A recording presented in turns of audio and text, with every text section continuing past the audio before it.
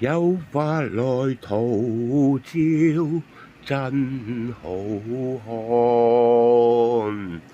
我發上念書祝君健康，努力上班要加油奮鬥，前景一定美好康壯，早餐吃好，身體健康，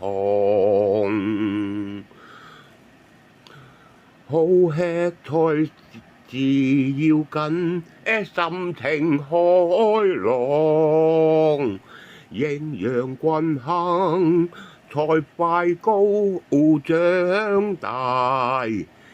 人間任食，食香美好不迷茫。小豬試下用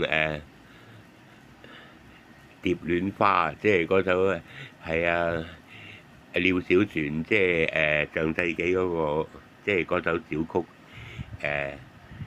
嚟填詞咧，唱幾句俾你聽，祝你身體健康。